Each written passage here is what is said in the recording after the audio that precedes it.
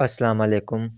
मैं हूँ असफ़न मलिक और आज आप लोगों के लिए पीछे जो स्टोरी मैंने अपलोड की थी, चश्मे के अंदर जो जिन्नात नेक जिन्नात मौजूद थे, उसी का पार्ट 2 लेकर आपकी खिदमत में हाज़िर हुआ हूँ। जिस तरह कि आपको पता है, मैंने वो स्टोरी सुनाई थी और एक सच्चा वाक़या जो कि गिलगित में इमरान साहब के साथ हुआ था। और आपको मैंने कहा था कि अगले पार्ट में मैं सारी चीज़ें आपको बताऊंगा, कि नेक्स्ट पार्ट में जो है ना आपको बताऊंगा कि जिन्नात की दुश्मनी और दोस्ती कितनी भारी होती है। तो उसके बाद से मुझे व्हाट्सएप पे मैसेजेस आना शुरू हो गए थे काफ़ी ज़्यादा, और शायद 2 या 3 दिन पहले मैंने ये स्टोरी अपलोड की थी, तो काफ़ी मुझे मैसेजेस हुए कि इसका पार्ट 2 आपने अभी तक अपलोड नहीं किया। फिर मैं वही बात कहूँगा आपको कि स्टोरीज़ आप देखते भी है, लेकिन चैनल को सब्सक्राइब लाज़मी किया करें। और इसके अलावा वो अब मुझे जो है ना ब्लॉग के ऊपर जो मैसेजेस आ रहे हैं ना कि हम यूट्यूब के ऊपर किस तरह, तो मैंने वहाँ पे अब क्योंकि मैसेजेस बहुत ज़्यादा आते हैं, मैं नहीं इतने मैसेजेस का रिप्लाई या नहीं भेज सकता, तो वहाँ पे लिंक मौजूद है यूट्यूब का।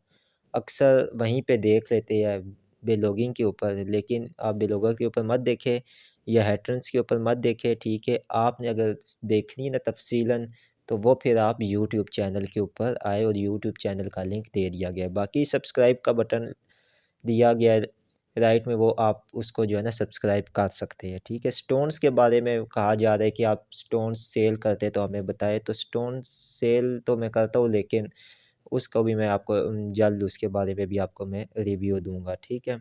इंशाल्लाह ताला जो है ना उसकी भी वैरायटी दूंगा। बाकी कॉस्मेटिक्स के बारे में भी आपने बोला है, तो उसका भी मैं जल्द ही रिव्यू आपको दूंगा।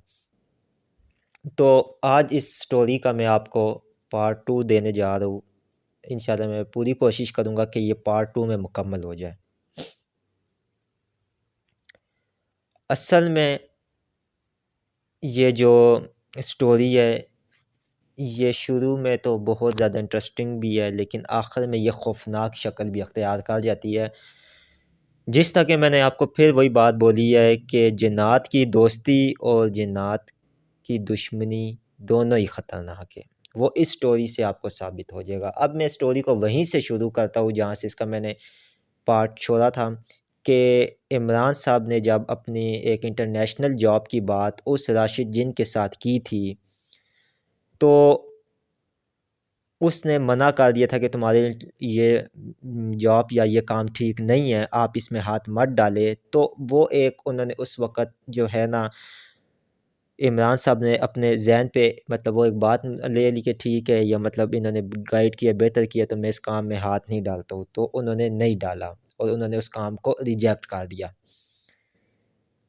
तो इमरान साहब कहते हैं कि इसी तरह वक्त गुज़रता रहा, तो एक बार पाकिस्तान में वो कहते हैं कि एक बहुत ही जो है ना पेशावर की मार्केट के मशहूर ताजिर थे। तो उन्होंने जो है ना इमरान साहब को ये एक डील के तहत, एक प्लान के तहत उन्होंने एक और ऑफ़र की, जो कि दोनों के लिए बहुत बेहतर थी। जो ड्राई फ्रूट्स वग़ैरह का वो काम करते थे, उसकी सप्लाई के लिए बहुत बेहतर थी। इमरान साहब कहते हैं कि मैंने भी इस बार जो है, इस बार भी थोड़ा-सा फ़ायदा ज़्यादा था, तो कहते हैं कि जो है ना मैंने कोशिश की कि जो है ना मतलब पहले हाँ मतलब यहाँ पे यस करूँ, लेकिन फिर वही कहते हैं कि मुझे मेरी जो वाइफ़ थी उनकी, ठीक है, उन्होंने बोला कि आप इसी तरह जाके वहाँ पे राशिद साहब से इस बात का मशवरा लें कि क्या हमारे लिए ठीक है या ये ठीक नहीं है। तो वो कहते मैं उसी तरह, उसी मामूल के मुताबिक वहाँ पे आया और मैंने सलाम अर्ज़ किया, और राशिद साहब को जो नेक जिन्नात थे उनको उसको बोला मैंने कि ये जो है मतलब एक और मेरे लिए है, आप क्या कहते हैं, ये का एक बिज़नेस पार्टनर है मेरा, जो मुझे ऑफ़र कर रहा है, तो इसके बारे में। तो उन्होंने उसके ऊपर भी वो कहते साफ़ मना कर दिया।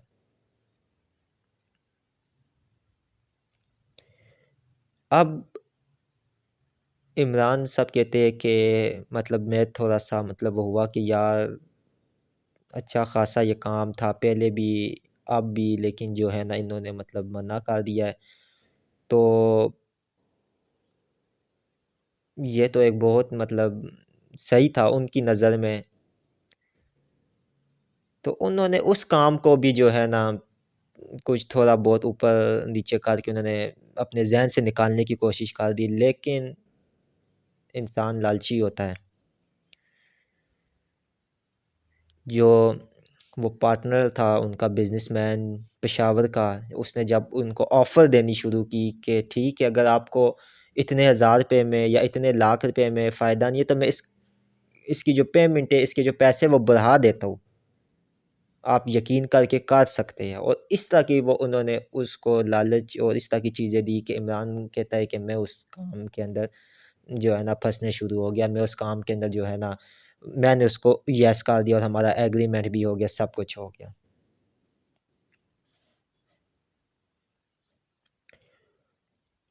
उसके बाद वो कहते हैं कि जो पहली मेरी वो कहते हैं जो प्रॉफ़िट आया, इमरान साहब कहते हैं वो कहते हैं कि एक अच्छा ख़ासा बड़ा प्रॉफ़िट आया, जो कि वो कहते हैं कि मेरे रहम व गुमान से भी ज़्यादा था। अब इमरान साहब कहते हैं कि मेरे ज़हन में एक वसवसे आना शुरू हो गए कि मतलब वो कहते हैं कि मेरे ज़हन में चीज़ें आनी शुरू हो गई कि मैंने सुना था कि जिन्नात जो हो तो जो है ना गलत मशवरे भी देते हैं, जिन्नात इस तरह करते हैं। वो कहते हैं कि मेरे ज़हन में वसवसे आना शुरू हो गए, वसवसे बिल्कुल जो है ना हर वक़्त मतलब मेरे ज़हन में है कि यार मतलब देखो मुझे तो इतना ज़्यादा प्रॉफ़िट हो गया, क्या पता मैं पहली भी इन्वेस्टमेंट कर देता, पहली जगह पे भी मैं येस कर देता, तो वहाँ भी मुझे फ़ायदा होना शुरू हो जाता। ये तो मतलब आप देखें बिल्कुल जो है ना अ, उम, मैंने अभी उन्होंने कहा आपको कुछ भी फ़ायदा नहीं होगा लेकिन ये देखो मुझे पहला प्रॉफ़िट इतना हुआ तो उन्होंने जो है ना मियाँ-बीवी ने जो इमरान और इमरान की जो वाइफ़ थी उन्होंने बहुत ज़्यादा जो है ना मतलब वो खुश हुए और अब उनका जो रुझान उस साइड जो राशिद नेक जो मुसलमान जिन था, ठीक है? उसकी जानिब से उनका जो है ना ध्यान और जिस तरह वो उनका एक अटैचमेंट हो चुकी थी वो कम होना शुरू हो गई। अब जब ये इमरान को ये प्रॉफ़िट हुआ तकरीबन 8 लाख या साढ़े 8 लाख रुपए का उन्होंने बताया, पहला प्रॉफ़िट जो उनका आया। तो वो जो उनका पार्टनर था उसने इमरान को ये मशवरा दिया कि आपको ये 8 लाख, साढ़े 8 लाख का जो प्रॉफ़िट हुआ आप ये दोबारा मेरे साथ इन्वेस्टमेंट करें और मैं आपको जो है ना मज़ीद हम माल लाकर और एक जो कारोबार का असूल होता है उसके तहत चलेंगे। तो इमरान ने बिना सोचे समझे दोबारा 8 लाख रुपया उसके बीच में इन्वेस्टमेंट कर लिया और इन्वेस्टमेंट करने के बाद उन्होंने उसको जो है ना वो कंटिन्यू कर दिया। अब दूसरा जो उनको उसके बीच में प्रॉफ़िट मिला वो 11 लाख रुपए का मिला। अब ये वो प्रॉफ़िट था कि जो उनको तकरीबन जो है ना मेरे ख़्याल से साल के अंदर-अंदर उनको लाखपति या करोड़पति उनको बना सकता था। ये उनके अपने अल्फ़ाज़ है कि मुझे वो प्रॉफ़िट लाखपति, करोड़पति बना सकता था। लेकिन असल में ये पीछे उसी जो बिज़नेसमैन था उसकी धोखेबाज़ी थी। अब इमरान कहता है मैंने ये सोचा कि क्यों ना मैं इस बार जो है ना अपने पास भी जो पेमेंट या मैं सब कुछ मिला के तो कोई 40 से 50 लाख रुपए की इन्वेस्टमेंट कर देता हूँ। जो कि इमरान कहता है मेरी ज़िंदगी की सबसे बड़ी गलती थी। इमरान कहता है कि जिस वक़्त मेरा ये दूसरा प्रॉफ़िट आया ना 11 लाख रुपए, तो कहते हैं कि मैंने अपनी वाइफ़ को ये बात बोली और उसने भी कहा कि ठीक है, आप करना चाहते हो हमारे सामने है, ये तो इतना फ़ायदेमंद हमारा माशाल्लाह कारोबार तरक्की कर रहा है। तो उन्होंने जो है ना इमरान कहता है कि मैंने उस ताजर के साथ अपना 50 तकरीबन 45 45 लाख या 50 लाख की वो कहते हैं कि मैंने इन्वेस्टमेंट कर ली।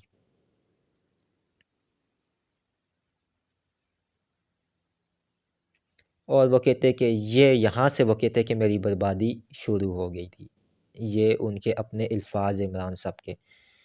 कहते हैं कि पहले जब मैंने 50 लाख रुपए का इन्वेस्टमेंट किया, उसके बाद वो कहते हैं कि उस बिज़नेसमैन का अभी तक कुछ पता नहीं चला वो कहाँ पे गया। लेकिन वो कहते हैं कि जो उसके बाद मेरे साथ हुआ, अब यहाँ से कहानी जो है ना शुरू होती है कि जिन्नात की दोस्ती कैसी है और जिन्नात की दुश्मनी कैसी है। वो कहते हैं कि जिस वक़्त मुझे पता चल गया कि मेरे पैसे डूब चुके हैं, वो लेकर भाग चुका है बाहर ममालिक। शुरू में जो 7 लाख, 3 लाख, 2 लाख, 1 साल तक वो कहते हैं ये तकरीबन 1 या 6-7 मंथ तक ये जो सिलसिला एकदम चल पड़ा कि कभी 2 लाख, कभी 5 लाख, कभी 11 हद वो कहते हैं 11 लाख का प्रॉफ़िट मेरे पास हुआ। तो वो कहते हैं कि एक इंसान में लालच होती है, मैंने लालच में आके 50 लाख का जो इकट्ठा इन्वेस्टमेंट किया था वो लेके भाग चुका था। अब कहते हैं कि हमारे पास सिर्फ़ और सिर्फ़ वो पेमेंट थी थोड़ी बहुत जिससे हम अपने घर का गुज़ारा कर सकें या उसकी जो है ना गुज़र बसर या जो खाना पीना वो भी बड़ी मुश्किल से कर सके, वो पेमेंट बची थी। बस उतने पैसे थे कि जितने जो है ना हम लोग अपना रोज़मर्रा जो थोड़ा बहुत है वो चले, बाकी वो कहते हैं कि अब हम बिल्कुल तबाह हो चुके थे। वो कहते हैं मैं इसी तरह उसी चश्मे के पास गया और मैंने सलाम अर्ज़ किया कि अस्सलाम वालेकुम राशिद साहब, अगर आप हैं तो मुझसे मिलें। कोई जवाब नहीं आया। दूसरी बार जाके उन्होंने सलाम किया, कोई जवाब नहीं आया। तीसरी बार किया, कोई जवाब नहीं आया। उन्होंने इमरान साहब कहते मैं आया ऊपर, अपनी बीवी को बताया कि मैं गया वहाँ पे लेकिन मुझे कोई जवाब नहीं मिला, हो सकता है कि वो मौजूद ना हो। उन्होंने कहा ठीक है। उन्होंने कहा चले आप कल फिर जाइएगा।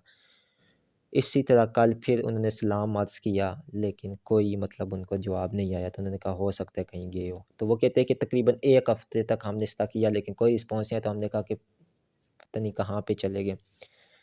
कहते तकरीबन 1 मंथ गुज़र गया और हमारे हालात कारोबार के डाउन से डाउन होते गए, ख़त्म होते गए। मतलब इन्वेस्टमेंट सारी हम तबाह कर चुके थे। वो पैसे लेके फ़रार हो चुका था, कुछ भी नहीं था पास। तो कहते डाउन होते गए। अब कहते कि एक रात क्या हुआ, वो कहते कि मैं बैठा हुआ था उसी कमरे के अंदर, तो राशिद साहब वहाँ पे आए और मुझे कहा कि सलाम किया। कहते कि अस्सलाम वालेकुम इमरान। तो आगे से कहते हैं मैंने भी कहा वालेकुम अस्सलाम। तो कहते हैं कि वो वहाँ पर बैठे और बैठने के बाद उन्होंने जो पहली ये चीज़ बोली, उन्होंने कहा कि इमरान को राशिद जिन ने ये चीज़ बोली कि मैंने आपको सबसे पहले ये चीज़ बोली थी कि आपने वो काम बिल्कुल भी नहीं करना है जिससे हम आपको मना करें। मतलब हमने जिससे आपको मना कर दिया कि आपने ये काम नहीं करना है, तो आपने बिल्कुल वो काम नहीं करना है।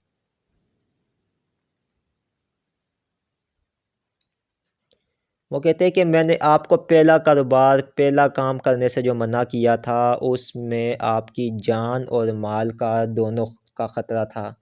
आप जिसके साथ पहले कारोबार करना चाहते थे, उसने भी आपको इस तरह फँसाना था कि आपकी जान और माल का ख़तरा बन जाता। मैंने उससे भी आपको मना किया। ये भी मैंने आपको इसीलिए मना किया था कि इसमें आपके लिए बहुत बड़ा फ्रॉड था, लेकिन आपने मेरी बात नहीं मानी और अब आप उसका अंजाम देख लें।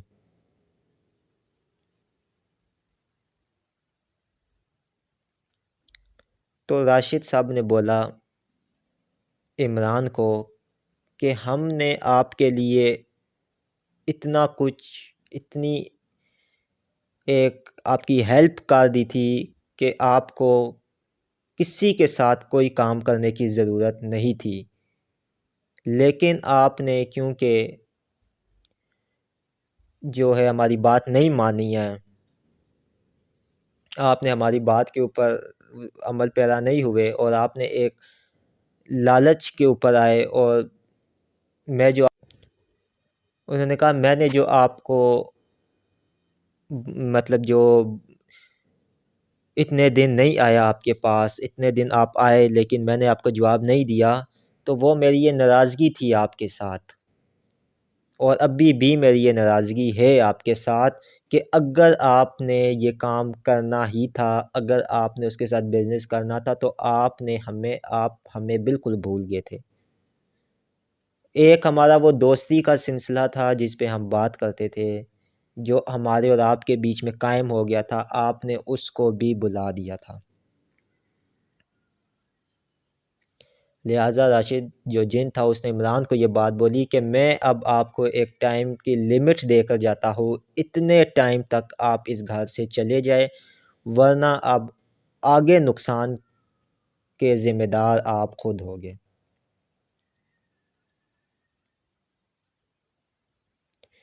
अब ये वो बातें थी कि एक तो उनकी इन्वेस्टमेंट डूब चुकी थी,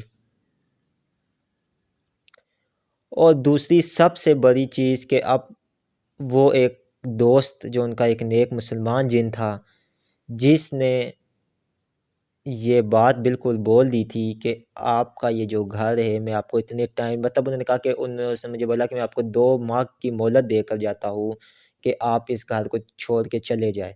आप खाली कर दें, 2 माह तक आप यहाँ रह सकते हैं जब तक आपका कहीं और इंतज़ाम नहीं हो सकता, वरना उसके बाद जो नुकसान होगा आपको, उसके ज़िम्मेदार आप खुद होंगे।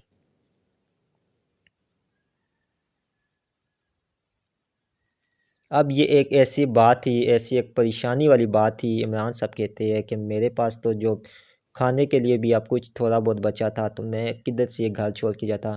तो कहते लिहाजा मैंने उनकी जो है राशिद जिन था जो नेक मुसलमान, उसकी मैंने बहुत जो है मेहनत करने की कोशिश की, लेकिन उन्होंने कहा कि नहीं, मैंने आपको पहले ही, उन्होंने कुछ, मैंने जैसे आपको पहले भी बताया कि कुछ चीज़ें मैंने स्किप इसमें की है जो कि नहीं भी बता सकते। उन्होंने कहा मैंने आपको पहले भी ये चीज़ें बोली थी कि आप, अगर हम आपको बोल दें ना कि ये सोना जो आपके सामने पड़ा हुआ है, आप बज़ाहिर ये समझ रहे हो कि ये लाखों रुपए का है, और अगर हम आपको बोल दें कि आपने ये नहीं लेना तो आप मत लें, आपके लिए इसमें नुकसान है, लेकिन आपने हमारी बात नहीं मानी है।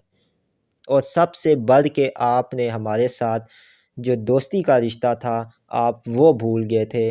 आपने हमारे साथ दोस्ती, हमने आपकी दोस्ती का मान रखा, लेकिन आपने नहीं रखा।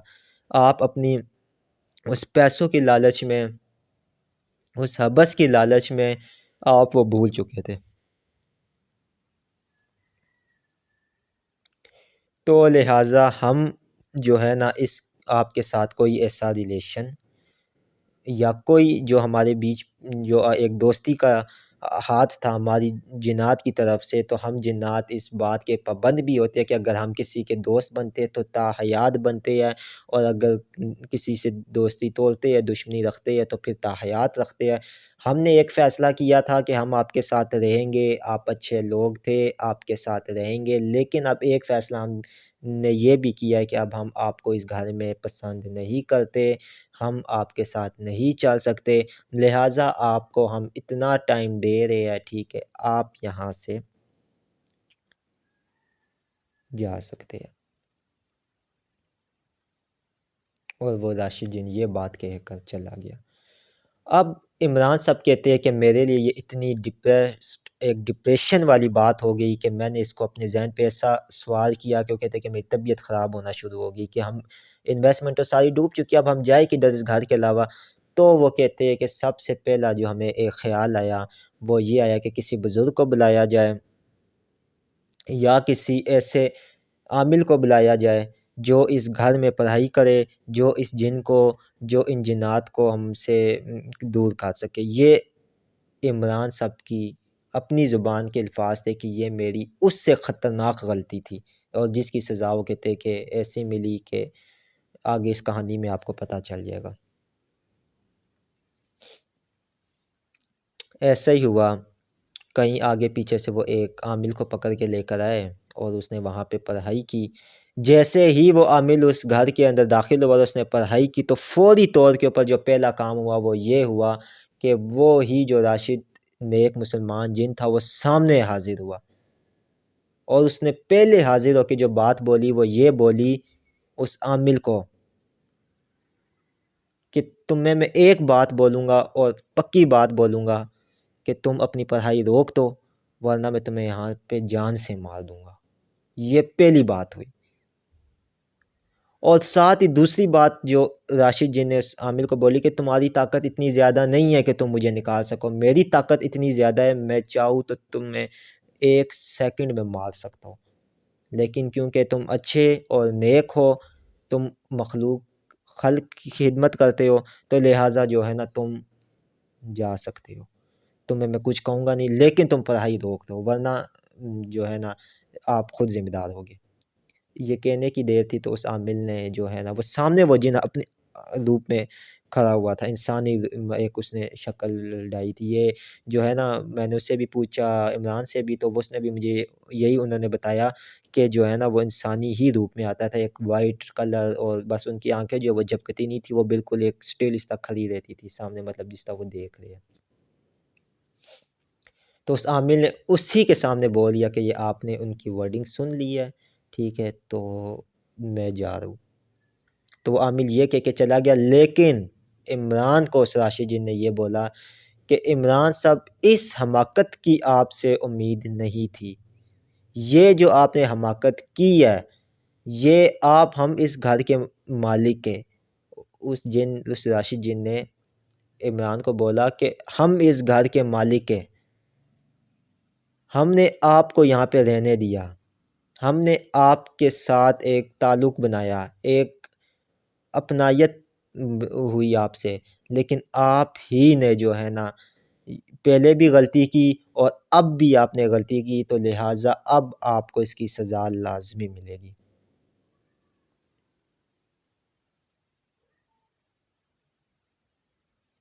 अब कहते हैं कि ये वो वक़्त था कि जहाँ से हमारी वो कहते हैं कि ये अपनी जो हमारी कहते हैं कि सही मायनों में जो बर्बादी और तबाही शुरू हुई, यहाँ से शुरू हो गई।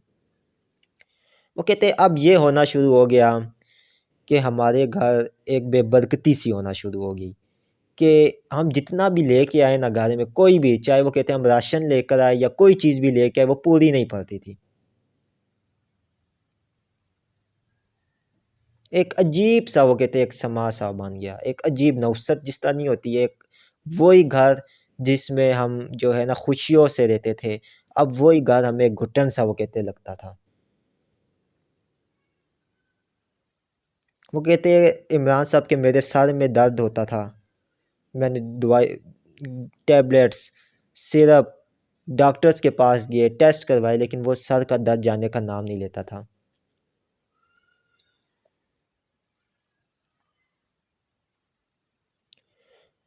एक वाक़या जो उनके साथ हुआ वो ये हुआ, जिसके बाद उन्होंने वो कहते कि हमने ये घर छोड़ने का फ़ैसला किया और सोच के हम भीख माँग लेते अब, लेकिन इस घर को छोड़ देते। वो कहते ये वाक़या हुआ कि छत, वो कहते हैं कि डबल स्टोरी घर था, जिस तरह मैंने आपको स्टार्ट में बताया था। तो उसकी जो सीढ़ियाँ थी वो एक बाहर से भी जा रही थी ऊपर स्टोरी के लिए। कहते मेरी वाइफ़ है उस सीढ़ियों से ऊपर चढ़ कर कपड़े डाल रही थी, तो बाकायदा कहते कि मेरी वाइफ़ को कोई चीज़ दिखाई नहीं दी, लेकिन उसके ये गले तक हाथ आया और किसी ने उसका गला दबाया और ऊपर से उसको फेंका नीचे, लेकिन इस ऐसी जगह पे फेंका जहाँ पर मतलब वो कहते हैं कि नीचे इतनी वो ज़मीन पक्की नहीं थी, कच्ची थी, कि अगर ऊपर से कोई आके गिरा भी तो ज़्यादा से ज़्यादा उसके हाथ टूटते, लेकिन वो जान से नहीं मरता। ऊपर से फेंका और जो कहते हैं कि मेरी जो वाइफ़ थी, मेरी जो बीवी थी, उसका जो बाजू था वो टूट गया था। ये वाक़या वो था कि जिस पे वार्निंग मिल चुकी थी कि अब भी अगर आप नहीं जाते हो तो हम आपको जान से भी मारने के लिए तैयार हैं।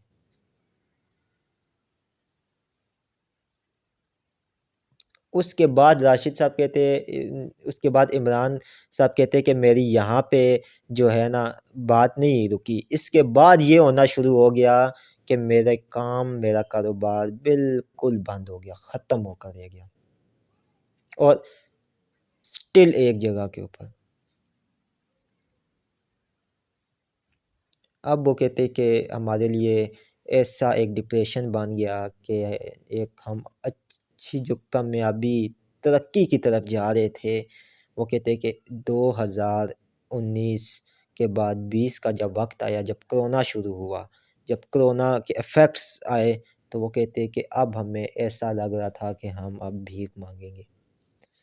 तो वो कहते कि मैं उसी जगह के ऊपर जान मास बिछा के अल्लाह के हुज़ूर वो कहते कि रात के टाइम इतना रोया कि मैंने कहा या अल्लाह पाक, गलती तो मुझसे हुई है, इसमें कोई शक नहीं है।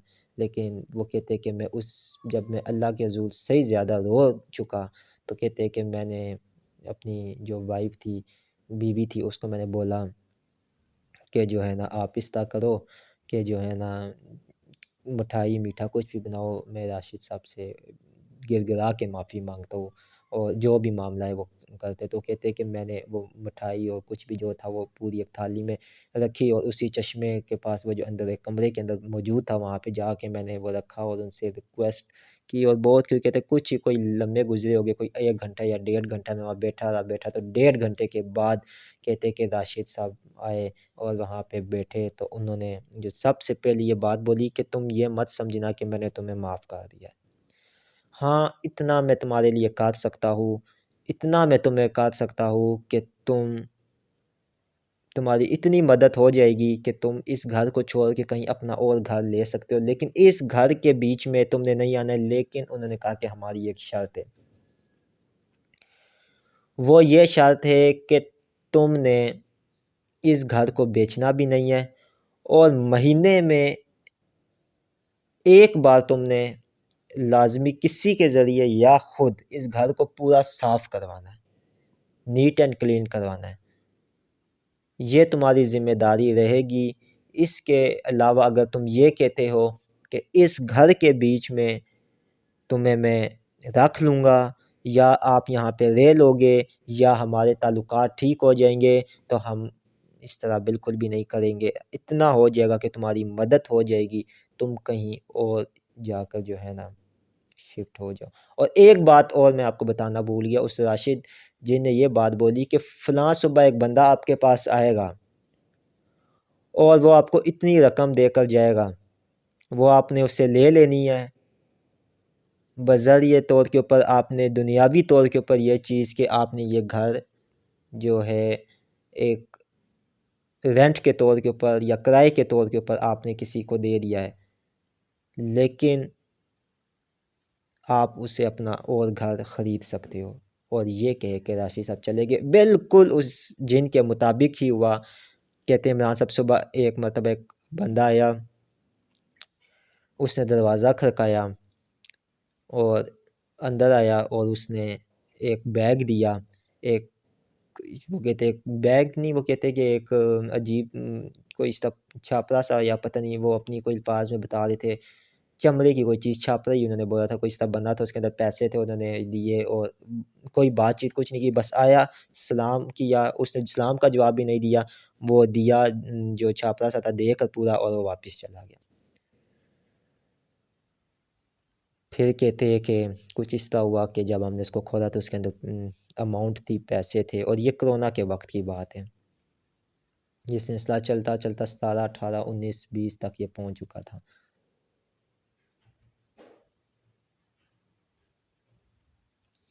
फिर वो कहते हैं कि मैंने उन पैसों से जो है ना, जो हमारा एक था कि हमने अपना घर लेना, तो कहते हैं कि फिर मैं गिलगित शहर से स्कर्दू की तरफ गया और वहाँ पे हमने अपने आबाई गाँव में घर ख़रीदा और वहाँ पे हमने शिफ्ट होने लगे। ये इमरान साहब कहते हैं कि फिर उसके बाद हर माह के बाद वो कहते हैं मैं खुद आता था और मेरी वाइफ़ खुद आती थी और हमारे बच्चे आते थे और उस घर को पूरा साफ़-सुथरा करके जाते थे। ऊपर से लेके नीचे तक वो कहते हैं हम खुद साफ़ करते थे और अभी तक वो कहते हैं कि जो है ना, कहते हैं मैं तो अब आउट ऑफ़ कंट्री हो चुका हूँ, लेकिन हमने एक ऐसा मुलाज़िम रख लिया है जो वहाँ पर जो है ना उस घर को साफ़ करता है। लेकिन उन्होंने ये बात बोली, उन्होंने कहा कि उसके बाद हम जितनी बार भी गए थे 2020 में, ठीक है, अभी वो कहते हैं कि मुझे 1 डेढ़ साल या शायद 1 साल ही हुआ है बाहर वो शिफ्ट हो गया है। लेकिन वो कहते हैं कि मैं जितनी बार भी वहाँ पे गया था तो उसके बाद हमने वहाँ पे बड़ी कोशिश की, उनके लिए मिठाई भी लेकर गए, उनके लिए सब कुछ लेकर गए। लेकिन वहाँ पे वो कहते हैं कि जब वहाँ मिठाई रखी होती थी, कहते थे अगर हम 1 माह के बाद जाते थे वो मिठाई उधर ही पड़ी होती थी। कोई किसी ने कोई वहाँ से वो मिठाई नहीं खाई, कुछ भी नहीं लिया। और वो फिर हम उठा के तो उसको हम कहीं पानी में आहिस्ता बहा देते थे। तो लेकिन वो कहते हैं कि उसके बाद हमने बड़ी वहाँ पे सलाम तो कहते हैं हम वहाँ पे करते थे, लेकिन उसके बाद कोई हमारी उससे मुलाकात नहीं हुई, कोई कुछ भी नहीं हुआ। लेकिन उन्होंने ये बात बोली कि वो हमारी ज़िंदगी के ऐसे दिन थे जब उनके साथ हमारी एक सलाम दुआ एक अपन रिलेशन था। तो वो कहते हैं कि हमारी ऐसी आप समझ लें कि मददें हुआ करती थी कि हम खुद भी आज भी वो सोचते हैं तो हम कहते हैं कि यार वाक़ई में अब ये भी एक अल्लाह ताला की नेमत थी। लेकिन वो कहते हैं एक ज़रा-सी गलती उनको जो बुरी लगी, एक ज़रा-सी गलती उनको जो ठीक नहीं लगी, ठीक है? उस गलती की सज़ा वो कहते हैं कि ऐसी मिली कि बिल्कुल सब कुछ जो है ना ख़त्म हो गया। वो कहते उस वक़्त में जो चीज़ें, जो नेमतें अल्लाह ताला ने हम पर दी, हम पर अनायत की, वो कहते हैं कि वो नेमतें हमसे वापस भी ले ली गई, लेकिन फिर पता चला कि अल्लाह ताला की नेमतें, अल्लाह ताला हर नेमत किसी न किसी के वसीले से देता है। वो कहते हैं ये आप स्टोरी जब सुना रहे होगे, ये स्टोरी जब आप बता रहे होगे, तो बहुत से लोगों के दिलों दिमाग में ये ख़्याल आएगा कि ये मतलब जिन्नात से माँग रहे थे या ये वो कहते हैं हम कतई तौर पे जिन्नात से नहीं माँग रहे थे। हम सिर्फ़ ये बताना वो कहते हैं कि मैं ये बताना चाह रहा था कि अल्लाह ताला नेमतें देते हैं, लेकिन इंसान अपनी लालच के वजह से उसको गवा देता है। वो कहते हैं अगर मैं उनकी वो बात भी मान लेता और कहते हैं कि राशिद साहब ने खुद बोला था कि अल्लाह ताला ने तुम्हें बहुत ऊँचाइयों पर लेकर जाना था, तुम्हारे भले के लिए हम तुम्हें इशारे दे रहे थे। और वो कहते हैं कि ऐसे मामलात वो इमरान साहब कहते हैं ऐसे मामलात मेरी ज़िंदगी में वो कहते हैं मैं खुद इस बात की गवाही देता हूँ कि ऐसे मामलात मेरी ज़िंदगी में थे जो इम्पॉसिबल थे, वो भी पॉसिबल हुए थे। और सबसे बढ़ के वो ये बात कहते थे कि इबादत की तरफ कहते हैं कि इन 4 सालों में मैं जब से हम उस घर में शिफ्ट हुए थे, हमारा बड़ा एक ज़ौक हो गया था। वो कहते हैं वरना कि एक अमूमन जो नमाज़ हम पढ़ लेते थे, तो पढ़ लेते थे। लेकिन ये है कि कभी जो है ना वो हमारे बीच में नमाज़ छूट जाती थी और एक नफ़ली तो कहते बहुत ही कम हुआ करते थे। लेकिन वो कहते हैं कि जब हम उस घर के अंदर शिफ्ट हुए और एक ऐसी वो कहते हैं कि वहाँ पे एक सोबत और एक ऐसी बरकतों का उस घर में नज़ूल भी था।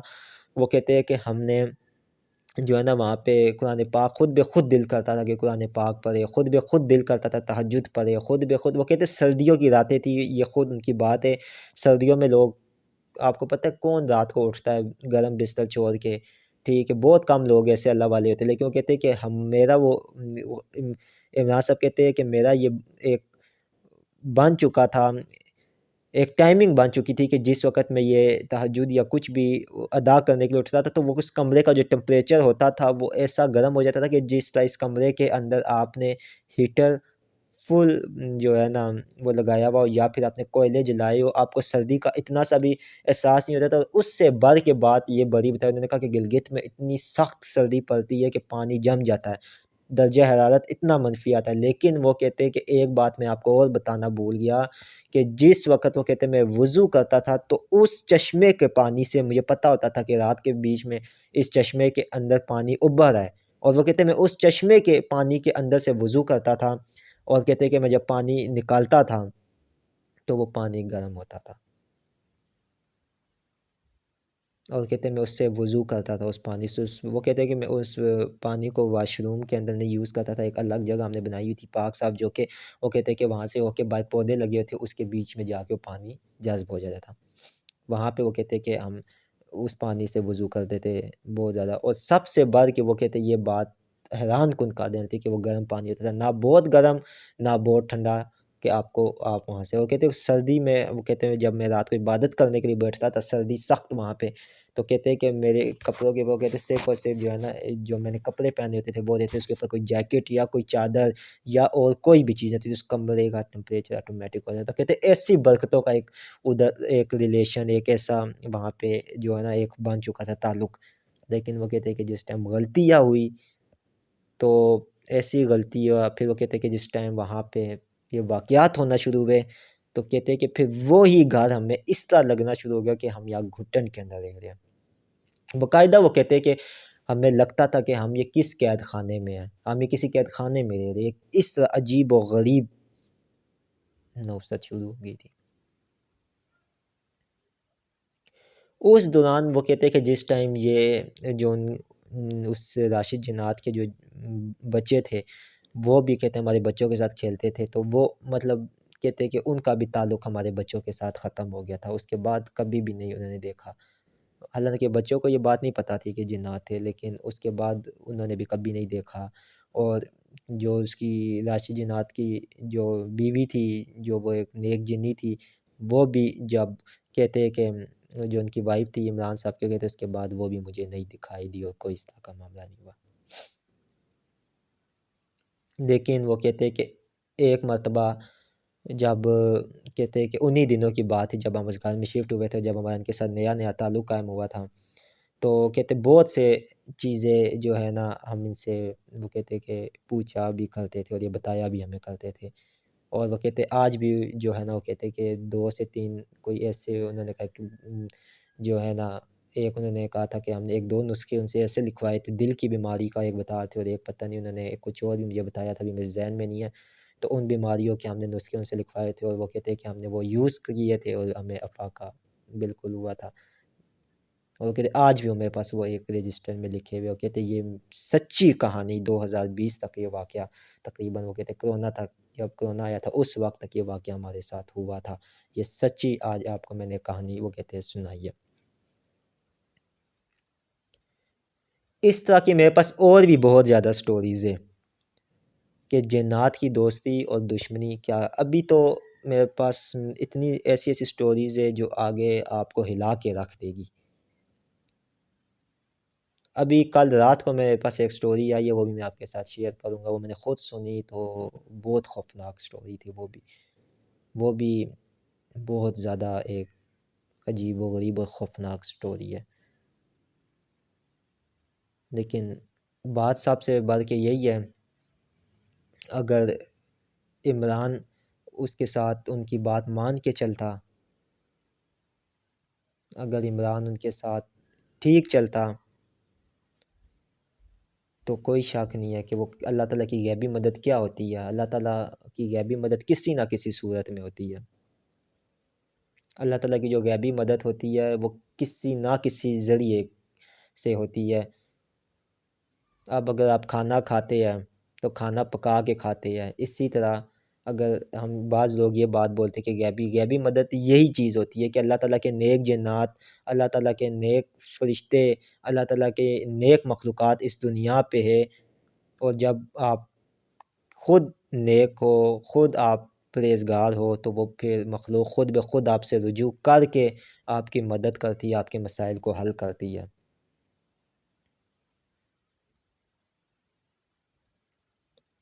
अगर इमरान साहब यहाँ पे लालच ना करते, तो उस मखलूक ने इनको बहुत कुछ देना था।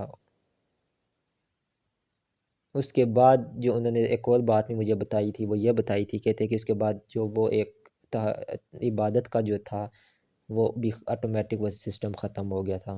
उसके बाद वो कहते कि मैंने बड़ी कोशिश की, वो कहते कि जो है ना, नहीं हो सका मेरे से और यहाँ तक कहते हैं कि ऐसा भी मामला हो चुका था कि वो कहते हैं कि जो है ना, बिल्कुल मेरे से नमाज़ भी नहीं पढ़ी जाती थी और सर दर्द, टाँगों में दर्द, नहीं पढ़ी जाती थी नमाज़।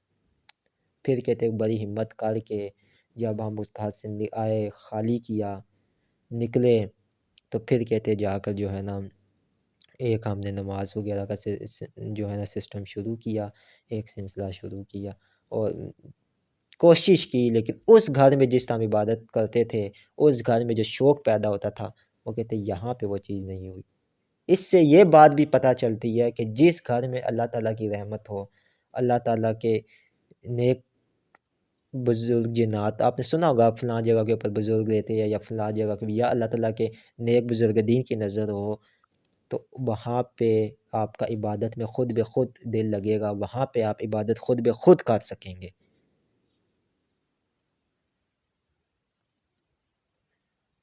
ये इस स्टोरी में सबसे बड़ा जो है ना एक सबक भी है। उम्मीद करता हूँ कि ये आपको पूरी जो है स्टोरी समझ आ गई होगी और अच्छी भी लगी होगी। चैनल को लाज़मी सब्सक्राइब करें, वीडियो को दोस्तों के साथ शेयर भी करें और वीडियो को लाइक भी किया करें। इसके अलावा जो है आप अपनी स्टोरी व्हाट्सएप नंबर स्क्रीन के ऊपर 4 है, जीमेल आईडी भी 4 ही है, ठीक है? इसके ऊपर आप स्टोरीज़ जब आप हम मुझे भेजती हैं तो एंड के ऊपर आपका वॉइस मैसेज बेशक 1 घंटे का हो, ठीक है, लेकिन एंड में स्टोरी लाज़मी लिख दिया करें, उसको नंबर फिर मैं दे देता हूँ कि ये इतने नंबर की, क्योंकि बहुत से लोग अब भेजी जा रहे हैं स्टोरीज़, काफ़ी ज़्यादा भेजी जा रहे हैं। अभी रात को भी मुझे एक स्टोरी नारायण का गान की आई है। उसके अलावा बहुत सी स्टोरीज़ बहुत ज़्यादा है, लेकिन वो यही है कि उसके फिर पार्ट्स ही बनते हैं, क्योंकि 2-2 घंटे की भी स्टोरीज़ है। उसके अलावा ऐसी-ऐसी स्टोरीज़ है कि आप हैरान रहे और परेशान हो जाएँगे कि दुनिया में ऐसे वाक़यात भी हुए। अब ये वाक़या जो मैंने आज आपको सुनाया है, ये अभी 3 से 4 साल पुराने का है, 2022 है, ठीक है? और 2020 तक का ये वाक़या है। 17, 18, 19, 20 4 सालों में इनके साथ ये सारी चीज़ें हुई और इन्होंने ब्याह कि और अभी भी ऐसे लोग मौजूद हैं। अभी भी मुझे मैंने एक जो शुरू में स्टोरी सुनी है, शायद वो इसके बाद चले रिकॉर्ड हो या जो भी इसका नंबर होगा 7-8 जो भी है। उसमें भी एक ऐसा ही वाक़या है जिनके साथ इस साल 2022 में भी वो वाक़या मौजूद है, जिन था उनके साथ और अभी भी मौजूद है और वो हर जगह पे ज़लील व ख्वार हुए तो कहते हैं कि वो अभी भी वो उनके मेरा ख़्याल है भाई ने वो स्टोरी भेजी थी कि हमारी बहन के साथ अभी भी और उन्होंने ज़ंजीरों के साथ उसको जकड़ा हुआ है और वो बड़ी ख़तरनाक और खौफ़नाक जो है ना वो भी स्टोरी है। तो लोगों के साथ अभी भी ये वाक़यात है। आप पीछे तो छोड़ ही देना, मेरे पास तो पता नहीं पाकिस्तान बनने से पहले की भी जो स्टोरीज़ अभी मिली है मुझे, उन्होंने भेजी है, वो तो है ही है, चलो उस टाइम तो मानते हैं, लेकिन अब भी इस टाइम भी ये वाक़यात है। दूर-दराज़ इलाकों में सैलाब जब आया पाकिस्तान में, उस वक़्त जो वाक़यात हुए, क्या वाक़यात हुए, वो भी मेरे पास मौसूल हुए। लोगों ने क्या देखा? एक मेरे पास मैंने स्टोरी सुन रहा था उसमें सैलाब के हवाले से वो भी कि वो भी एक बड़ी अजीब-ओ-गरीब कहानी थी कि उसके अंदर एक बच्ची थी छोटी, शायद 3 माह की या 2 माह की बच्ची थी। जब सैलाब आया तो वो डूब रही थी, तो ख़ुद वहाँ पे लोगों ने मौजूद देखा कि कोई ना आने वाली नज़र चीज़ ने उसको उठाया, लेकिन वो मुर्दा थी, मर चुकी थी, लेकिन उसको उठा लिया था, उठा के और उसको खुशकी पे रख दिया था। तो वो भी बड़ी एक स्टोरी है। क्या वो है इतनी बड़ी नहीं, मेरा ख़्याल है 20-25 मिनट की है, लेकिन वो भी एक है, आई है मेरे पास वो स्टोरी भी जिन लोगों ने देखा था। तो इस तरह की स्टोरीज़ और इस तरह के वाक़यात आपको इस चैनल पे मिलते रहेंगे बहुत ज़्यादा, ठीक है। चैनल को लाज़मी सब्सक्राइब कीजिएगा। इसी के साथ मुझे इजाज़त दें। अल्लाह हाफ़िज़।